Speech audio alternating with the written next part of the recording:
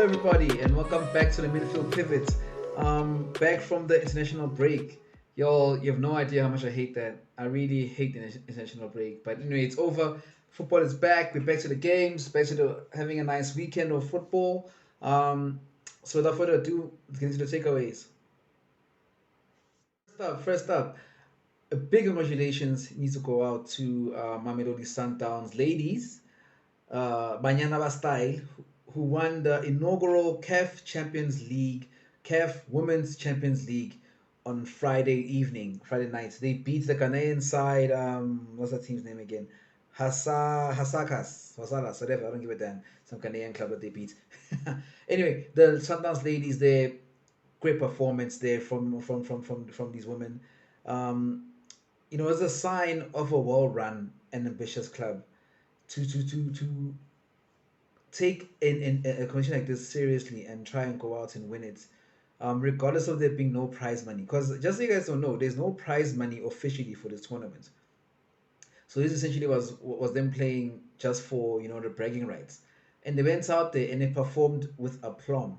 And again, reiterating my fact about it being a sign of a well-run team, they have the full support and backing of their football club, to the extent that the chairman, Paris Motsepe's son, eldest son, said that they will be paying them something. One of the figures is here. The rumors are that it's 200,000 rand per player, but regardless, I mean the fact that they supported the team, made sure that they got their flights. We had to pay for their own flights, mind you, and that they were able to go out there and represent the country with such great aplomb, play so well, and dominate that game and win it. Dominate the whole tournament, even to effect, dominate the whole tournament and win it, is a testament to Sundowns being such a well-run and ambitious club. I think that's the thing that we need to focus on here. The ambition of Sundowns is something that hopefully all these other teams are taking notice of. Um, in a few years' time, the way things are going, these so-called big teams, your Soweto big teams, won't have any new fans. They won't have, their fans will just be the old people who are just holding on to the past. But Sundowns is playing such good football, being so well run, being so successful that they're gonna gain all the fans. And then I don't know what the teams are gonna do to get to gain those fans back, especially in the way in which they run. They run really really badly. So yeah, congrats to the Sundowns ladies. They won 2-0 there. Fantastic performance there from Murifi. She really impressed me there with her play down that right. Provided an assist and provided a goal. Oh, what a fantastic player. The striker up front there, Ukoko, and the Siwe Mnoi. Oh, bruh, the composure, the hold-up play that woman displayed. Very Lukaku-esque. I enjoy watching her play as well. The performance in the midfield, in the defense, I mean, by the captain, Zanet Nhlapo. A rock in defense, was never flustered there, The goalkeeper, Dlamini as well, had a great game, many important saves. And yeah, it's all down, I guess. It's testament again, like I'm saying, to an ambitious and well-run club. So yeah, congrats to Sundowns ladies. Congrats to Sundowns as a football club, and many more to them. From praising a club that's well run to, I guess, ranting about a club that's run like a circus. It's a circus run by clowns. Manchester United Football Club is dead. That club is dead. A few weeks ago, the team lost 5-0, 5-1. I can't remember what it was, but they lost by a heavy scoreline at home to Liverpool. Um, Experts, pundits, former players, fans, analysts, YouTube bloggers like myself were calling for the sacking of Ole Gunnar Solskjaer after the game. Not that this is the first time that those calls have been made, but it was the one time when we felt like it was as most apparent to the hierarchy of the club that Ole Gunnar Solskjaer was not the man for the job. This is what 3-4 weeks ago already when it lost to Liverpool. The club board didn't sack the man; they still kept him on. Fair enough, whatever. It's your club in the day. They then He then carried on to, I think, suffer a draw or something in the Champions League. Then came Man City. Um, people, no, no, sorry. Then came Champions League. Then came the win against Spurs, against a Spurs team which is terrible, really. Against a terrible Spurs team, they won that game. And the board was then quick to say, ah, see, look, Ole's doing the job. They don't need to fire him. He's doing all right. Again, they were told that, guys, it's not the one. Ole Gunnar Solskjaer is not the man. The coaching is terrible. The tactics are non-existent. Get rid of this man. They still stubbornly held on to him. He then came up against Man City and Pep in the Manchester Derby in the game before the intentional break. Again, I repeat what I said from the analysis of the previous show. That is a worse defeat than a Liverpool defeat. Liverpool defeat, at least the team tried. Man City, they just rolled over. There was no fights, no gusto, no nothing. They might as well thrown in a white towel there and gave up. Because what they did, they gave up in the game. Then the intentional break came up. Again, the board was being told, get rid of Ole Gunnar Solskjaer, get rid of the backroom coaching staff. They're not good enough. You guys are gonna suffer if it defeats. Again, the board stubbornly refused to listen. They held on to the man, and they were promising a turnaround against Watford. Now, mind you, very few people could have predicted the results that transpired against Watford. Even myself, I didn't really predict Man United to lose to Watford. I thought they would win. Lo and behold, terrible tactics, terrible team selection, no fights, no gusto. It seems like the players, I said that the only way Gareth Solskjaer was to replace with down tools.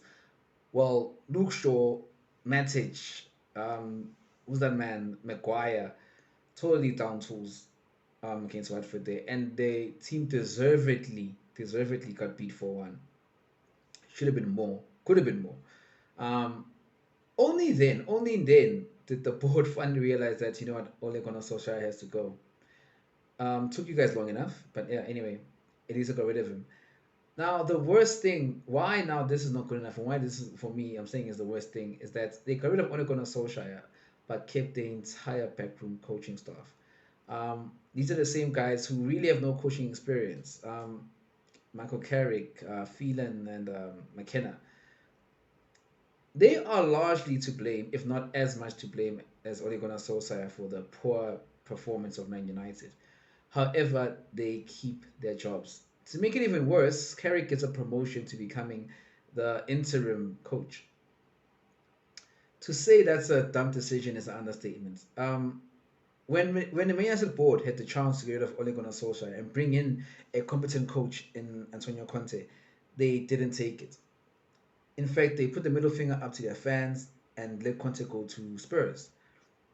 Again, when they had a chance during national break to bring in a coach with enough time to prepare the team, they didn't do that as well. They held on to Ole. Now, when it's really a bit late, it's almost sabotage to be get rid of the man now. They get rid of him. What they are thinking is beyond me. I have to put it down to an ineptness of knowing how football works, an arrogance as to thinking that the performance of the club has no effect as long as the money keeps coming in. And it's evident in how they conduct themselves. They conduct this club like it's a business. You know what I'm saying? They forget that Man United's product is actually football, and the product is not sponsorship. The product is actually football. It's not actually a marketing team. It's not actually a marketing company. It's actually a football club.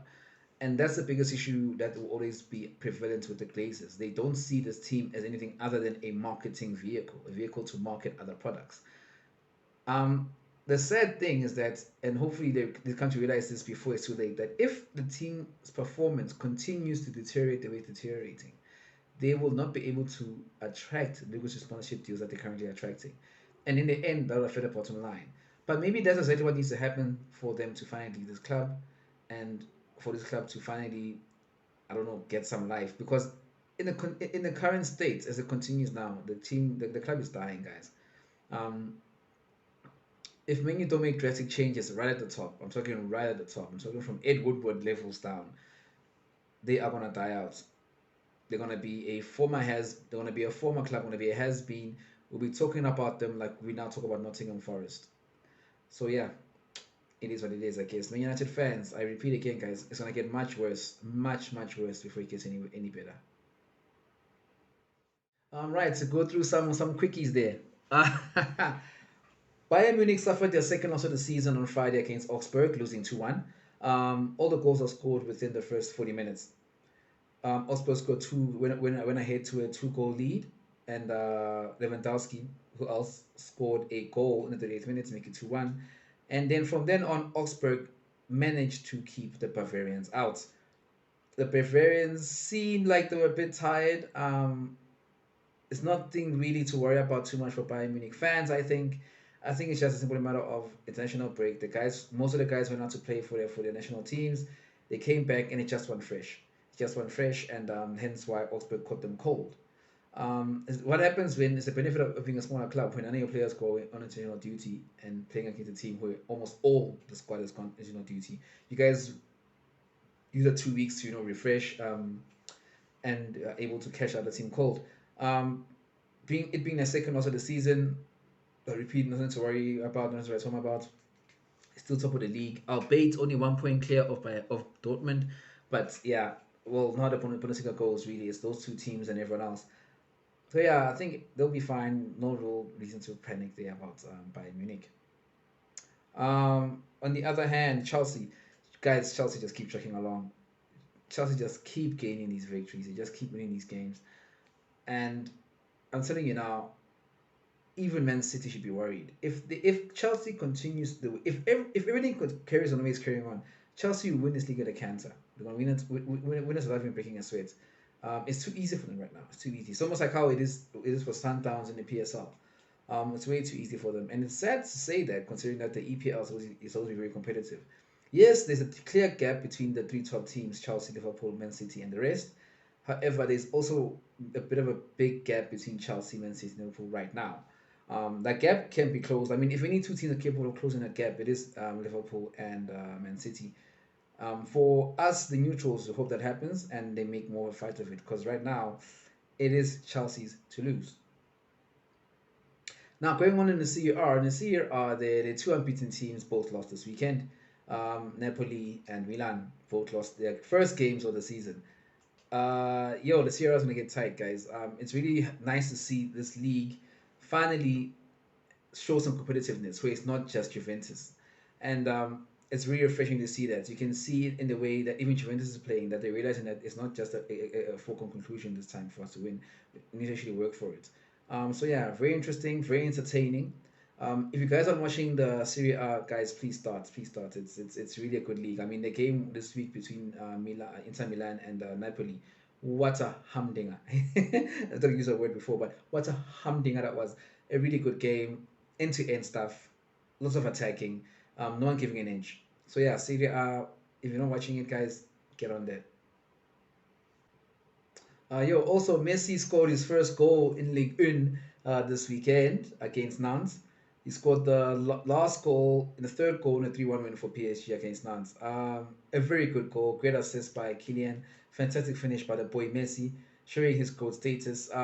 It's finally to break his duck. It's good, and seems like they're gelling a bit more as a team, and well, it's pretty good. It's pretty good signs. We also saw Ramos training with the squad for the first time. So any day now, we could see the long-awaited Ramos debut, which would be nice to see as well. I've missed the man. That is, mind you, my favorite captain. No, lying, my second favorite captain in history. My first being Roy Keane, obviously. That was Roy Keane. But yeah, Ramos was going to be back. Messi scoring goals. PSG looking alright. On to the long-awaited Xavi coaching debut for Barcelona. Look, the new manager bounce is a real thing. This is when players perform much better because of a new manager, and you can see it in this game. Barcelona, nothing really changed in how they're playing against Kuman in terms of tactics, in terms of formation as well. All that Xavi differently was he added the youngster from the start. What's his name again? Ilias started. They had Gavi there as well, starting as well. So introduced some youngsters. Took out Lenglet, brought back PK. That's about it, really. Same sort of philosophy as Kuman. high possession, tiki taka, work our way through, and then we'll score goals through Memphis. Now they got a very lucky soft penalty there against Espanyol to get that one goal win. When Memphis sorry, the penalty got a penalty there in the 47th minute, I want to say, when Memphis the dove. I mean, Memphis really dove, but anyway, it is what it is. They got the penalty. Then Espanyol went on to hit the post twice and had one very clear goal missed by one of their strikers. So it could actually ended up being a 3-1 victory for Espanyol, but instead it was a 1-0 victory for Barcelona. And that all just comes down to the players' desire, the fights of the players. And that fight comes from them having a new manager. When a new manager comes in, players always lift their game a bit, just so they can so we can notice them. And that's what you got in this week's game for Barcelona. We'll see midweek in the Champions League if the bounce is gonna be for long. It's gonna be a long bounce, or a short boom, or a long boom. We'll see in the Champions League how they perform, and then obviously in the weekend game. But yeah, it's nice for Xavi to start off his tenure with the win, and good luck to the man. It's nice to see him on the sideline as well. He's a real legend for the club. Right now, coming up to my favorite part of the week, team of the weekend. Without further ado, here's the team. Right, as you can see there in goals, we have. In fact, the team is dominated by Sundowns Ladies. It's so nice of a team that's dominated by women. I am a feminist at heart, and after all. So yeah, Andile Dlamini, the goalkeeper from Sundowns, they kept a clean sheet in the final. A few great saves there, really composed. Nice to see her play so well. So Andile Dlamini, the Sundowns goalkeeper, makes it into the team. In defense, we have Trent. I mean, week in week out with Trent, 2 assists. He's got the most assists of any player in the Premier League right now. You can't touch that boy. You can't touch him. Trent is just on fire. Next to him, there we have another Sundowns Ladies player, the captain Zanele Nhlapo, a rock in defense. A rock in defense. She really held that team together. She was never flustered, and great captain. It's nice to see her lift the trophy as well. So yeah, she makes it into the team. And next to her, we have the boy Cancelo, who I think is the best fullback right now in the world. That assist for the Sterling goal outside of the boot, guys, outside of the boot from like 50, 40 yards. Oh, I think of beauty. So yeah, Cancelo makes it to the team as a defense. Now moving into midfield, there we have another Sundowns Ladies player, Murifi. She came up with an assist and a goal in the final. Yo, the way she was bombing down that right flank there, like almost like a prime Cafu or prime Roberto Carlos. What a player! One for the future, really. One to watch out for.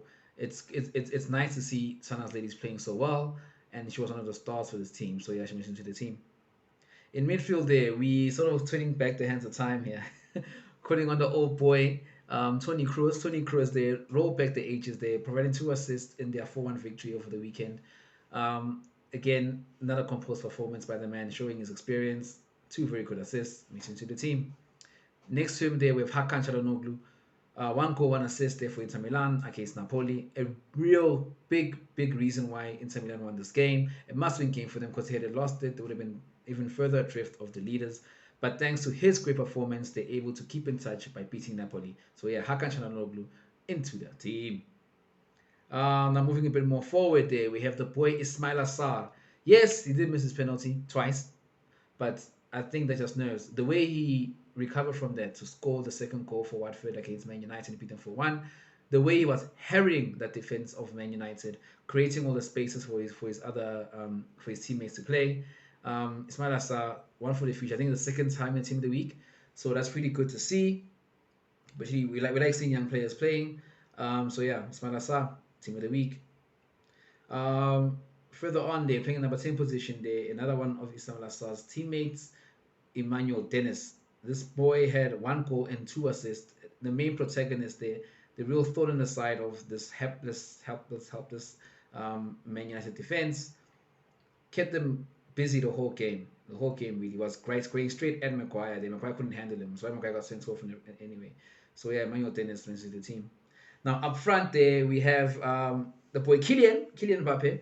1 goal, 1 assist there for the Messi goal against Nantes. It's nice to see him in the team. He's playing with happiness again. Maybe the rumors of him going in Real Madrid will die down now since it seems to be gelling with Messi. Let's hope that's true. But yeah, Kylian Mbappe in the side. And then last but not least, Andy Siwe, one goal in the final there. Ugh, the you know what? Again, a refreshing player to watch. Hold up play, Lukaku esque. Um, Main reason why the team won the final. Even got I think star woman of the game or whatever, the MVP, man of the match, woman of the match for the final. So yeah, she has to make it to the team. So yeah, guys, that's the team of the week for this week. Let me know your thoughts. I doubt there'll be much complaints, except with people who hate Sundowns Ladies. But hey, I don't know why, because they did really well, and I'm very proud of them. So yeah, team of the week. Once again, guys, thank you for your support. Thank you for watching The Boy. Thank you for watching Midfield Pivot. Thank you for all the interactions that you guys supply me with. Even though we don't agree all the time, but thank you for all that. Thank you for subscribing. Thank you for sharing the videos. Please like, please subscribe if you're not subscribed already. And yeah, thanks for your support. Anyway, it's your boy. Peace.